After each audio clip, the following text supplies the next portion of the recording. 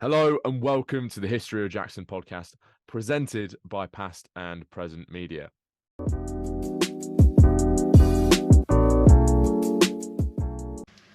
This episode of History of Jackson was sponsored by the Been Around Coffee. Been Around Coffee is based in Peterborough and they sell and make some amazing coffee. You can head to their website to buy some coffee beans or some coffee grounds. Now, they make some fantastic coffee and it is my favourite coffee in the country. And for you, want to grab yourself some coffee, head to www.thebeenaround.com and use the discount code HWJ and the Bear 10 for 10% off all your purchases. I'll leave the discount code and the website in the description below. Hi guys, today we are talking to Brooklands Museum Digital Marketing Officer Rosie Maggs. She's been a guest on the podcast before, and today she is talking to us all about how Brooklands Museum is marking Women's History Month this month. How you doing, Rosie? I'm good. How are you? Oh, I'm really good, thanks. I'm really happy to sit down and talk about and mark a really important month in the historical calendar. Yeah, I'm really happy that we're celebrating and marking Women's History Month because I think it's so important just to shine a light on the women in history because sometimes it does get overlooked. Yeah, and I certainly agree in terms of what Brooklands does. There are two massive industries where the role of women has kind of been erased or just whitewashed in favour of some of the achievement of men. Now, some of our audience aren't going to understand or know what Brooklands Museum is. So, would you mind telling us what Brooklands Museum is before we get into it? Brooklands Museum is based on the original site of the world's first purpose-built motor racing track. So this was the first racing track in the world. It opened in 1907. It was opened by Hugh and Ethel Locke King. And there was also a big aviation side as well as the motoring side. So the motoring side ran from 1907 to till 1939 on the outbreak of the Second World War. And the aviation side actually started back in 1907 as well. So there was a aerodrome and there was a flying schools and lots of early aviation happened at the Brooklands site. So the aviation side is actually bigger than the motoring side because the aviation side kind of stretched from 1907 all the way through till the mid 80s because there was an aircraft factory on the site. Which is where lots of modern planes were built. So stuff like Concorde was partially built at Brooklands, and other kind of, British Airways aircraft and stuff like that. So there's a lot going on there. And yeah, it's basically a museum commemorating the history of Brooklands and all the amazing things that happened there. So Brooklands was a key factor in World War II. They made aircraft there, and it was just one of the key places that helped, win the Battle of Britain. So it's a very important piece of British history. It's not just the motoring and it's not just the aviation. There's tons going on. It certainly sounds like a amazing museum with so much to learn. And as you said, with having two really important parts of modern life, and so many others, you can learn so much there. Now, today we're talking about Women's History Month and how Brooklands is marking that month. Where did the idea come from to promote and examine Women's History Month through the prism of Brooklands? Recently, we launched a TikTok channel, and I was kind of thinking of ideas for it. And in the summer, we had some costume characters playing some of the legends of Brookland. So we had someone playing Elsie Wisdom. There was a few other female racing drivers being kind of portrayed, and then in the October, we also had some female pilots being portrayed, and it kind of sparked my interest because I thought, well, we never talk about these women unless there's maybe an anniversary of their achievement or maybe something going on around them. Whereas with the kind of men's side of it, because there are so many, male racing drivers, male pilots and, engineers, it seems kind of more concentrated on them just because potentially, John Cobb broke multiple records at Brooklands, so he always comes up, or, Ken Elmley Guinness, there was a centenary for him. So it's kind of, I felt we didn't have enough attention on the women's side of things. And I thought loads of people would actually be interested to hear about it because I think when you think about early racing driving, you don't actually think women would have been involved, but actually they really were. And it's a really nice idea to bring them to the fray in at an institution maybe where they haven't been looked at enough. And it's really nice that living history was able to spark that interest in you. Now, as you've just mentioned, Brookland's Brookland's history is littered with influential women, and probably none as influential as Ethel Locke King, who you've already mentioned. Um, how important is Ethel in the formation of Brooklands? So without Ethel, I don't think the track would have ever been finished. So her and her husband, um, they traveled quite a lot, and I think it was in Egypt or somewhere like that. They kind of got the inspiration for a racetrack. So Hugh decided to go back and start it. But halfway through the process, it was a very expensive process. He actually had a mental breakdown, and he was basically completely unable to work or do anything. And obviously, with all the kind of financials going on, Ethel had to step in and make the decision. Does she cut the losses and just lose all the money and not open the track, or does she continue with Hugh's vision and put some more money into it? And potentially that could still go wrong, and complete the track. And she decided to go with the option of let's complete the track. So she took over. Her family did help fund it as well because they had run out of money as a couple. So her family put some money into it, and she, oversaw the final parts of the track being created. So without her, it definitely wouldn't have happened. It's such an amazing story that she was able to step in and finish that racetrack, and it's an incredible achievement of her to be able to do that. Now, she also is, bar the creation of the racetrack, she's an important figure in motorsport history herself. Would you mind breaking down her motorsport career as well? Yeah, so Ethel was actually the first person to drive round the Brooklands track. So everyone would think, it's going to be some famous male racing star, but actually she led the procession in her car, which is called Daisy. We have it at the museum. So if you ever come to the museum, you will see Daisy. And Daisy still runs. So we actually have a TV show, Secrets of the Transport Museum, and you can see Daisy in action in there because the volunteers restored it to make it work. But yeah, basically Ethel drove Daisy around the track. And then so the Brooklands racetrack, the main club was the Brooklands Royal Automobile Club, so the BRAC, ran most of the events that happened there. Because Brooklands was it was the first racing track, they based everything off horse racing. So that's why stuff is like horsepower, why there's paddocks for the cars, why there's just everything. If you ever look at anything, it's all the same as horse racing. You never would have thought about it until someone tells you, but everything is based off that. And because they based it off horse racing didn't allow female jockeys. So they didn't allow female race drivers either. Um, Controversially, I think it was 1932 that they finally actually allowed women and men to race together. But in 1908, they allowed one women's race to happen, which was the ladies' silver bracelet race. It was an all-female race. It sounds really interesting because they had to like tie their skirts up with rope so that it didn't get stuck in the car.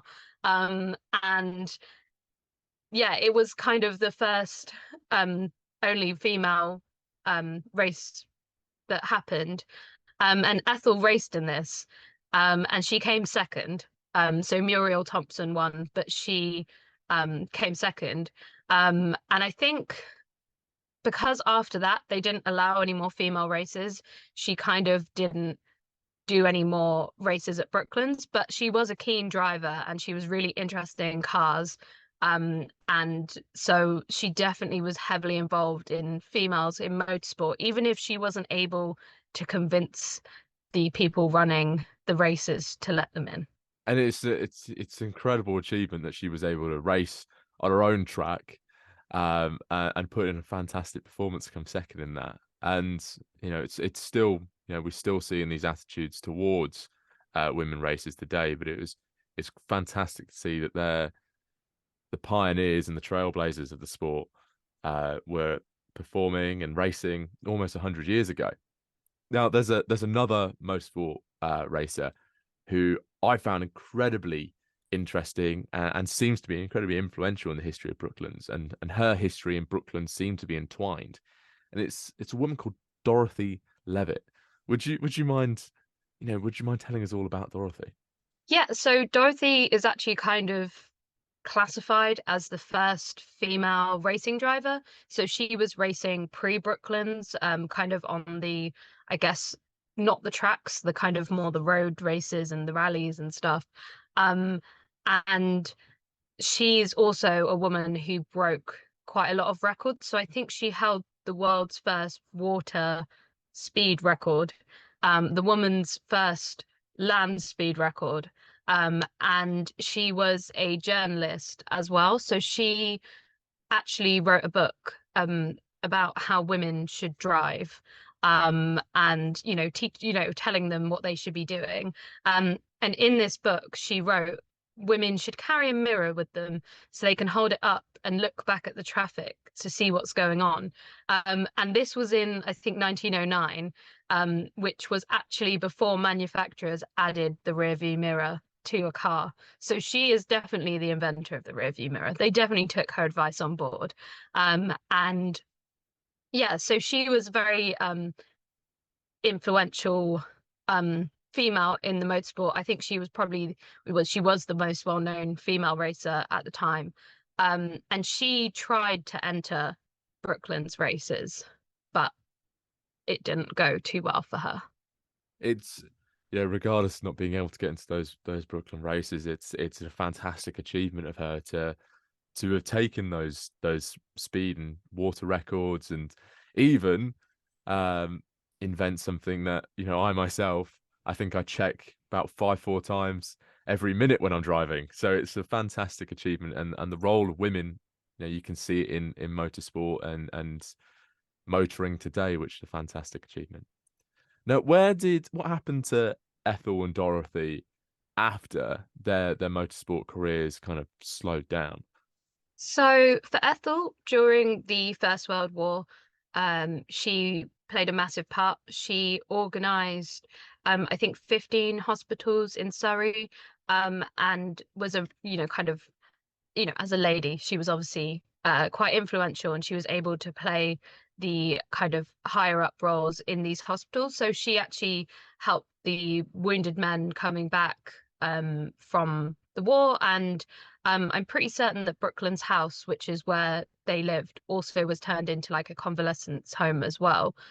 So actually her work with the hospitals in Surrey, because she did such an amazing job with the Red Cross, she was actually awarded a damehood for this, because she played such an important role. I think Queen Alexandria, she uh, visited some of the hospitals, and she even commented, like in, I think, the press, how well Ethel had done with all of this.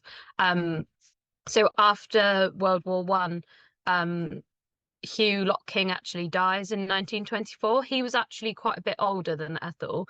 And so she like was still involved with the running of Brooklands, and overseeing the track, up until I think 1939, which is when the track was basically recommissioned for war use. And then I think after that they sold the track to Vickers Armstrongs, which is the aircraft factory, that took over the site. So basically, after that, I think she was still on the board, but she was more farming the land, and apparently she really liked Guernsey cattle. So she had a kind of more relaxed than the speed and all that, but she was still interested and involved with it, just not to the same extent. Obviously, by the time we get past World War II, she's, in her 70s, so she wasn't necessarily able to um do too much after that. It's really interesting to see Ethel take up all these different roles and responsibilities across the estate and the track across her lifetime. You know, as a racer, helping with the aviation, helping nursing, and also farming, which is an incredible life, an incredible set of careers. Now, as we've mentioned before, Brooklands was more than a race course, and it has an incredible amount of history, as you said, perhaps more so than its racing history, of aviation history. You know, one woman who I saw was fundamental to the history of aviation at Brooklands was Hilda Hewlett. You know, who is Hilda, or who was Hilda, and how was she so important? So Hilda Hewlett was the first woman in the UK to gain her pilot's license. So in 1911, she got her pilot's license, and kind of around this time, she met a French aviator, and I'm going to absolutely butcher his name, Gustave Blondel. She met him. She could speak French, so it helped. And they decided to set up a flying school at Brooklands to teach people how to fly. So through kind of, I'm pretty sure through them, people like Tommy Sopwith, who is a really famous character in aviation. He founded the Sopwith Aviation Company, and then he went on to make the Hawker Hurricanes and the Hawker Aircraft Factory. So, a really important figure in kind of especially war history in Britain. So they taught people like him how to fly. Um, and yeah, so they taught loads of people how to fly. That was set up at Brooklands. There was a first flight ticket office at Brooklands and stuff like that. So it really became an influential place for aviation. Um, and then Hilda and Gustav moved into aircraft production. So they decided to start creating aircraft. And then obviously in 1914, with the onset of the war, that then became super important because as much as people don't think about World War One air warfare, it did happen. It's actually quite terrifying because most of them were like cloth airplanes with like wood on them, and I definitely would not have wanted to get in that. And they just had guns that they just kind of sewed into the side or something. Terrifying, but they got involved in that, and they actually ended up being really successful and moving to a bigger premises away from Brooklands because they just had so many orders. But the interesting thing about Hilda is she really championed women coming into the workplace. So she really kind of wanted that to be a thing. She didn't want it to just like, oh, we're not going to hire women or whatever, like a lot of companies would have been at that time. I know obviously in World War One, a lot of women did come into the workplace, but she was kind of championing it from the get-go. And it's fantastic to see that kind of development from, you know, meeting someone and learning how to fly planes and getting your first pilot license to be an incredible businesswoman who is able to, really help Britain's effort in the war in the air during World War One. And speaking of that, championing of the role of women in the workplace and particularly in the engineering industry, her history seems to be, or her role in history seems to be entwined with a very important person to Brooklands, which is Beatrice Shilling. Would you mind talking to us about this incredibly important and interesting and influential figure in not only Brooklands history, but British engineering history as well? Yeah, so Beatrice Shilling actually started her career, let's call it career, as a motorbike racer at Brooklands. And she is one of only three women to have been awarded the Brooklands Gold Star for being part of the motorbike racing. And so that's kind of where she started. She also was doing an apprenticeship to do engineering. She was kind of guided by the Women Engineering Society to pursue this avenue.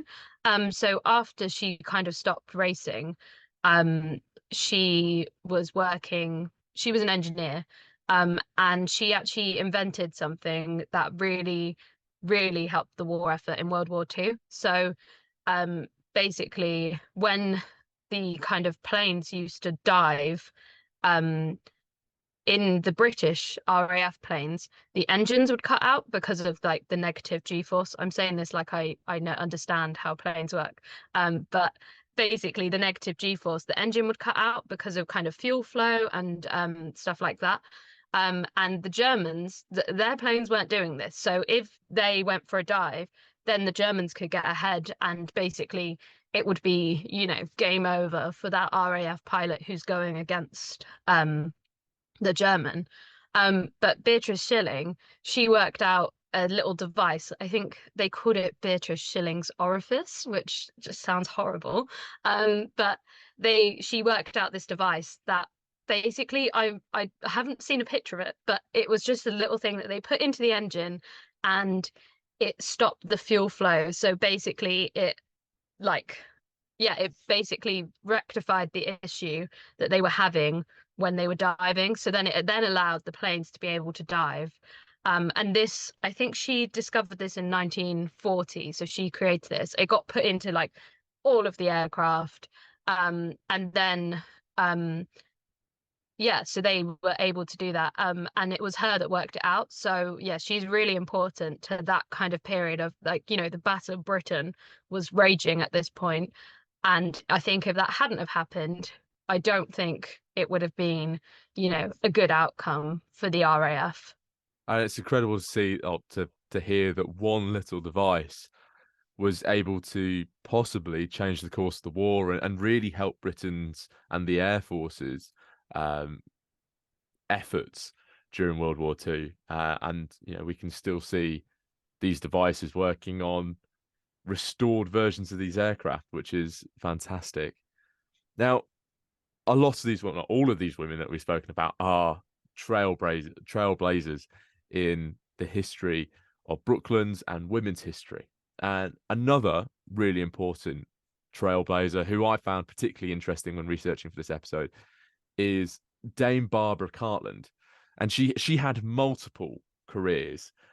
Would you mind detailing to us her life, because it just sounds so fascinating and so interesting and inspiring? Yeah, so Barbara Cartland, many people might know her as a romance novelist. So I think she wrote a crazy amount of books. I want to say it's over like 700 books in her lifetime, which is more than anyone that's ever been recorded. So she must have just been constantly writing, which I don't know how she had the time because she was doing so much other stuff.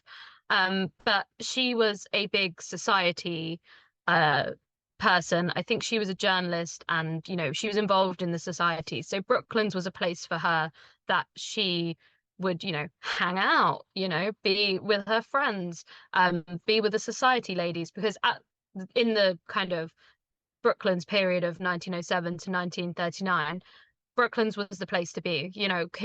The future King George the Sixth visited with his wife. Prince Edward, who became King Edward, the sixth.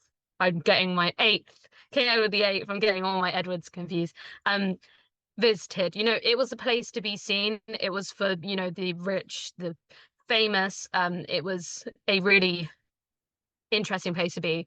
And Barbara Cartland was kind of part of this. Um, she championed for a reading room to be installed at Brooklands, so that women had somewhere to kind of, chill out and, um, you know, be there. This reading room is actually still at Brooklands Museum. So it was restored, and Barbara Cartland actually donated objects and money for that to be restored. But that's still in the clubhouse. So if you do visit, you can see that. Um, and yeah, so she claims that she also created the first women's race at Brooklands in 1921. She didn't, because we just discussed the first women's race at Brooklands was in 1908, but she got a load of women together to be part of this 1921 race. And kind of outside of her society, um, outings and stuff with Brooklands. She is also really into gliding, as in, is it called like paragliding now, or is it called gliding? But she's into that, where you kind of, it's a bit like flying, but way more You're dangerous for gliding. Yeah, that's me. And previously, I think most of the kind of gliding flights were about half an hour long. People weren't doing it for long stretches of time because it was a kind of new thing. But Barbara was like, no, I want to go for more. And she actually, I think she crossed the channel into France and did like a 2 hour gliding. And she also had an airmail bag on her, or maybe just a mail bag at this time. And so technically she did the first kind of air mail flight, and also her doing this then led to, in World War II, um in Operation Overlord, commonly known as D-Day. She Her doing that then meant that the British forces, then knew how to use gliding as one of the key strategies for D-Day. And without her pushing the limit and discovering that you could actually do gliding for more than 45 minutes, they wouldn't have been able to use that for D-Day, which could have been catastrophic to the mission. it's such a fascinating life. And the fact that her contributions weren't just important for women socially at Brooklands, but they had massive ramifications for strategies in World War II and saving hundreds, maybe thousands of men's lives. And she's such an inspiring figure. But like you said, Rosie, I have no idea how she was able to write that many books. It's it's truly amazing.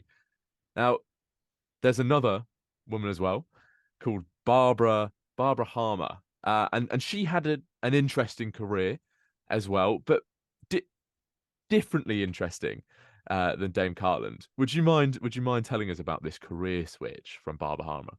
Yeah, so Barbara Harmer actually started off her career as a hairdresser. So she left school, I think, at 16, went into hairdressing. But I think about 6 years into this career, she decided to take a job in air traffic control at Gatwick Airport. And then from here, it inspired her to learn how to fly. And then from there, what's the next step after learning how to fly and flying some planes? Become a Concorde pilot. So she went from being a hairdresser to being the first female Concorde pilot. Um, Probably not in that long a space of time, actually. It probably, if we actually looked at it, it'd probably be quite a short amount of time. The training for Concorde was a kind of intensive 6-month program. So technically from, her learning to fly and being part of BA, only 6 months to do that Concorde training. But so she was the first Concorde female pilot. I think there was only two others, and they were on the French side, not the BA side, but she qualified before they did. Um, and yeah, so she flew Concorde from 1993 until Concorde was retired in 2003. And the training she did was on the flight simulator that we have at Brooklands. So we actually have the only original Concorde flight simulator that the pilots were trained on, that's in working order. A few people have said to me, like, oh, the French one still exists, but you can't fly it. So our one's the only working one. And you can come and fly it. You can book to come and fly it. And, get a tiny little bit of the Concorde training. I mean, it probably helps if you had the flight training beforehand. It might mean something, but it's good fun. I've flown the Concorde, and it's good. But yeah, Barbara Harmer would have trained on this, and it would have been a very male dominated um place. Obviously they were all men that she was working with. And I'm sure it must have been quite intimidating to be the first female Concorde pilot. It's such a prestigious aircraft, and it was so famous. There must have been a lot of publicity and stuff around at that time. So I imagine it was quite intimidating. Yeah, I can certainly agree that that must have been incredibly intimidating for her. But you know, to have something within living memory and you guys at Brooklands being able to bring that to life for people, you know, makes me feel old. I can certainly remember the retirement of Concorde. So it's fantastic to hear about some history that's still going on now. Now, you can't mention aviation and women's history without mentioning one of the most famous female aviators, which is Amelia Earhart. You know, you might not think that there's a connection between Brooklands and Amelia Earhart, but there is. Would you mind unpacking that connection for us, Rosie? So Amelia Earhart did in fact visit Brooklands. Um, so Amelia Earhart, as you said, is one of the most famous female aviators.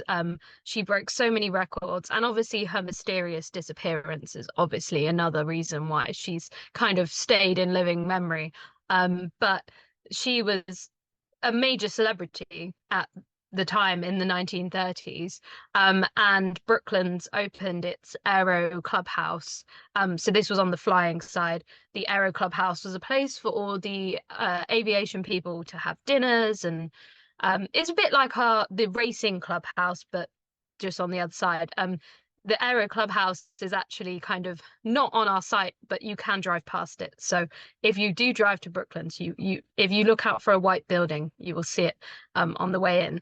Um, but she came to the opening of the Aero Clubhouse in 1932. So Amelia Earhart, Amy Johnson, and I'm going to get his name wrong, Jim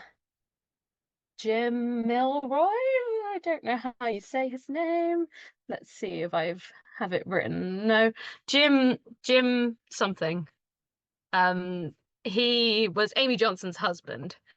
They were three major flying celebrities at the time, and they were invited to open the Aero Clubhouse and watch some displays. I think there's a video. Well, if you keep up with the Brooklands Women's History Month, I have found a little video clip which I'm going to try and use of Amy Johnson and Amelia Earhart at Brooklands. But yeah, so they came and opened that, and that must have been really exciting because Amelia Earhart was like just.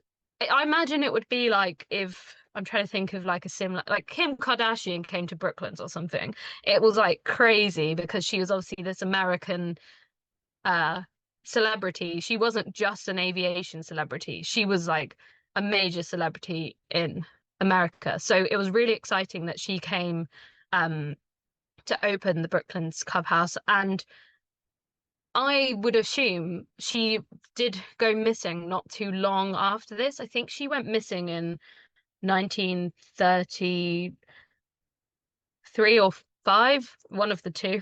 Um, and so I'd like to imagine that if she hadn't gone missing, she might have come back to visit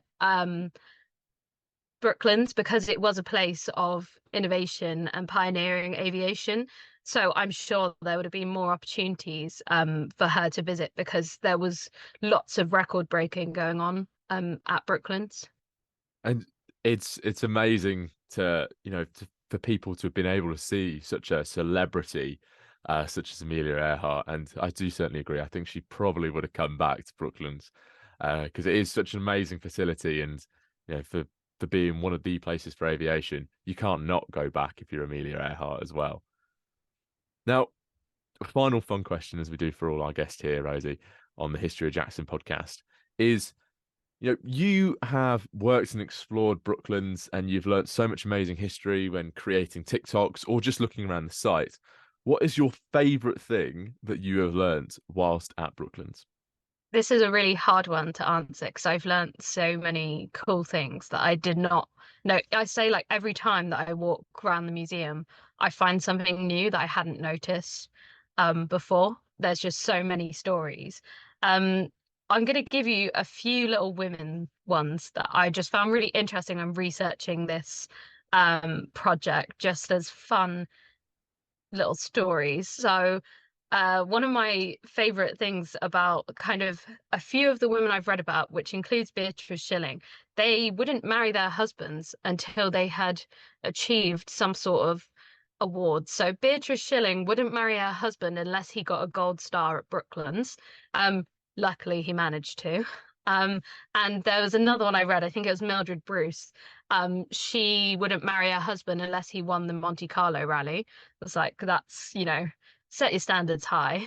And I also love looking through some of the pictures of some of the women with their cars. So Kay Peter was 4'10" and she was driving a 12-liter Delage. If anyone looks that up, she looks so small. The car is much bigger than her, and she had to have wooden blocks on the pedals so she could drive it. So I love seeing those little tiny bits of kind of information coming through in the history. And there's just been so much incredible things going on. So this year is the 80th anniversary of the Dam Busters Road. So doing lots on Barnes Wallis soon. I might even pop back and chat to you about that one, Jackson.